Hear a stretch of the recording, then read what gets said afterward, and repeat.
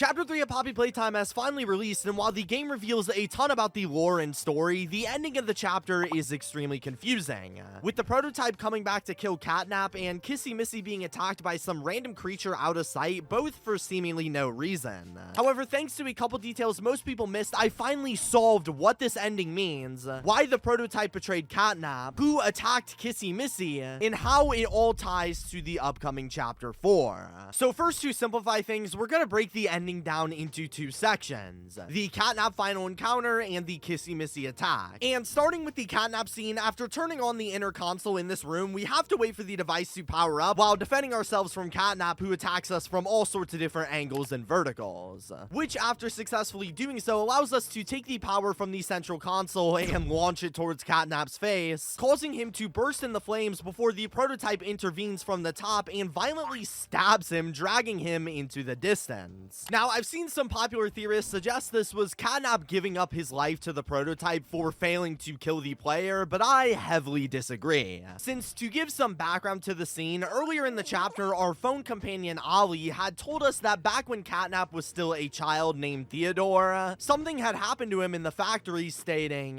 "Before Catnap turned into Catnap, he almost died, but they say that the prototype saved his life, giving up his own freedom in the process. So Catnap treats him like a god, killing everyone that opposes him." Which is actually a callback to last year's Chapter 3 ARG, where we were given a set of documents discussing how Theodore, back when he was a child living in Playcare, was reported to have a mysterious imaginary friend who showed up in his drawings, who we know to be the prototype, and was an odd kid due to his antisocial tendencies with other children and peculiar relationship with said imaginary figure. And after making this relationship with 1006, they began to steal many different things from the factory, specifically 2 GrabPack 2.0 devices and 2 green hand attachments, which they were planning to use in order to escape Playcare via an emergency exit in the back that required 2 green hand charges to open. However, when finally initiating this escape plan together in the middle of the night, Theo had critically injured himself with the green GrabPack, accidentally electrocuting and severely burning himself in the process. However, instead of abandoning Theo and escaping, the prototype chose to bring him to safety, alerting employees to give him medical attention, also getting himself caught and imprisoned in the process as well. This is why after Theo became Catnap years later, he was reported following the prototype around like a lost puppy, and in-game is seen building shrines for him and killing people like Dog Day who fought against him.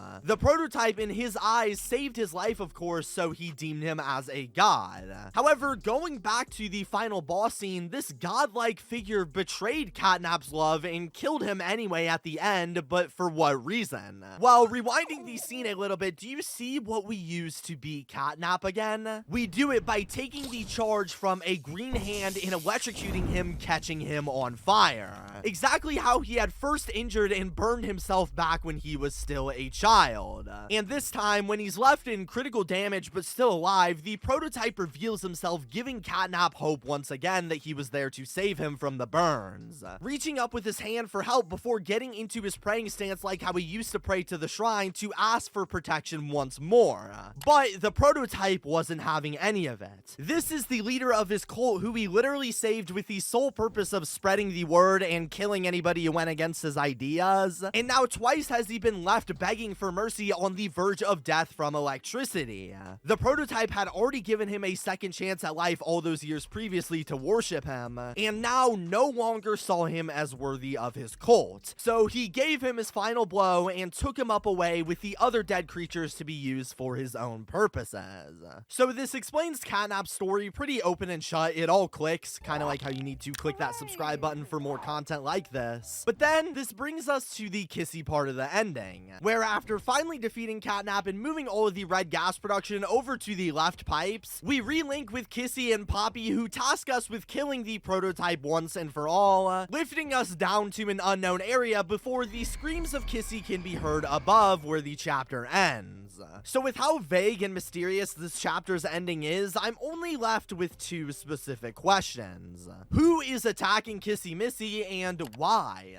Well, they keep the identity of the mysterious killer almost completely hidden, not giving us any clues, and even if you cheat, you can't see what happens to Kissy. However, there are two characters specifically on my radar, with the first one obviously being the prototype. Because according to Poppy, the prototype already knows we are infiltrating the factory and is actively trying to kill us. Not to mention, we've seen him come back twice now to collect the bodies of his dying children right after our encounter, sort of confirming he is following us throughout the factory. We even see multiple online cameras throughout the game supporting this. And so it's completely possible he could have targeted Kissy Missy while she was alone on the lift to try and eliminate our numbers, leaving us with one less resource to fight back against him, which I guess would be a pretty obvious pick. But I think the much more interesting and probable candidate for who this character attacking Kissy could be is actually our mysterious phone buddy, OLLIE. It sounds crazy, but stick with me. You see, when we first collect the phone at the beginning of the game, we are introduced to our main companion throughout the chapter, OLLIE, who tells us how to do pretty much everything throughout Playcare. And while you could write this character off as a purposeless tutorial voice with no presence in the actual lore, the developers could have easily just handed this role to somebody like Poppy, so this decision to have the phone character be somebody new is 100% important. And yet, throughout the game, we never learn much about this character other than that he's supposed to be our innocent friend who we blindly trust, so what is going on with them? Well, as we explore the Playcare, it seems OLLIE might be hiding something from the player that he isn't telling us, because he is consistently sending us items throughout the game and is talking to us through a toy phone, so he has to be pretty close to us in proximity throughout the Playcare, yet he never reveals himself to us or even Poppy. And in fact, by the time we reach the end of the game, for some reason he just completely vanishes off the face of the earth. No congratulations, no goodbye, no helping us with literally fighting off Catnap after he attacks us, nothing. And the reason for this is because you might have missed it, but there are multiple signs hiding throughout the game that OLLIE not only isn't our friend, but is actively trying to get us killed.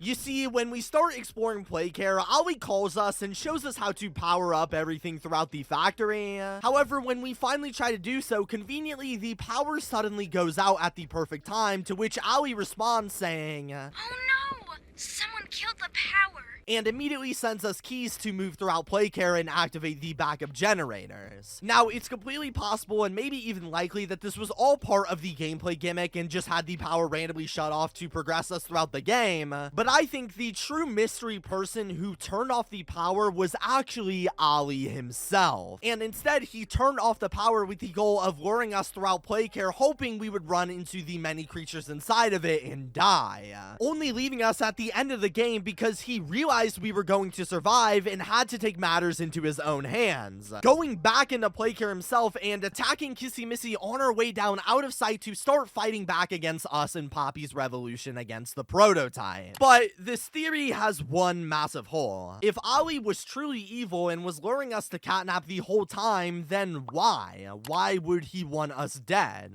Well, what if I told you that the massive secret OLLIE was trying to hide from us is that he was the prototype experiment 1006 all along? Kind of. See, like we said, after Catnap comes out of nowhere and attacks us, taking us to the final scene, this is where OLLIE randomly vanishes. And then before we have our final encounter, we hear a VHS tape about the prototype experiment 1006. Log code 24459. In relation, experiment 1006, the prototype. And when playing said VHS, we learn that the prototype, under the right circumstances, is able to mimic and learn voices over time, instantly on demand, being able to replicate the voice of his creator, Harley Sawyer. And this matters because now it explains possibly why OLLIE didn't ever show his face, even when allegedly attacking Kissy Missy. It's because I don't believe OLLIE exists and is rather the prototype mimicking somebody else's voice. And so had he done so, he would have revealed his true identity as the prototype and wouldn't be able to trick us any longer with the phone. But while this theory on its own is a massive stretch to say the least, the final blow that proves this theory is not only possible but is 100% true is, listen to OLLIE's voice. Hey, can you hear me? You look kinda lost. You notice that he sounds like a little kid? This is a super weird and specific detail, because the factory itself had already been abandoned for 10 years, meaning it's unlikely even if one of the Playcare children had survived, they would have still sounded like a young boy. And even some of the toys like Catnap, who was only 7 years old during his creation in 1990, sounds like a fully grown man just 4 years later. Okay, well, maybe more like a demon, but you get what I mean. Meaning there is 100% some kind of aging process to these creatures, at least to their voice, of course. And the reason this matters is because in things like Theodore's drawing of his friend in the ARG, we saw that the prototype liked to hang around Playcare, and presumably all of the many children in its vicinity. Meaning for hours and hours a day, he could hear the many voices of the young children inside of it when they were still around. And the actual reason why when we hear OLLIE on the phone he sounds like a little child is because this voice we're hearing is the prototype recreating and mimicking the voice of some of the children he heard inside of Playcare in order to trick the player and Poppy into sounding like an innocent child who we can trust, hiding his identity in the process. The reason why we never get to see OLLIE is because he is a complete lie. He never existed, but rather is a completely made up character by the prototype made to trick the player into going deeper in the factory and hopefully dying. This would also explain why OLLIE leaves the player just minutes before the final battle, because he also showed up inside of it. And if you still don't believe that he is the prototype, notice whenever we see the shrine Catnap made for 1006 in game, he shortly after calls us to talk about it, saying, "That shrine, did it scare you? If you thought that was terrifying, just wait until you see the real thing." Confirming he has seen the full version of the prototype who almost never shows himself, likely because he was him the entire time. So to draw out the whole timeline of Chapter 3's ending, Catnap died from the prototype betraying him, who also happened to be the person attacking us, albeit with a clever little disguise. And then he finally made his first attack against us, taking away Kissy Missy while we couldn't defend ourselves. And as for what this means for Chapter 4, it tells us for once our main enemy and main focus could finally be on the prototype 1006. We had already heard Poppy earlier in the game tell us Catnap is the final obstacle in our way to reaching him, and now that he's defeated, it only leaves us with his final character. I think in Chapter 4 we are going to hear more from OLLIE, but slowly we will finally be able to pick apart and solve his true identity in the chapter, being the character we've so desperately been trying to find throughout the entire game just under our noses. But like the video if you agree. I have a full video on Chapter 4 coming soon, and shout out to Merko for helping me with this one.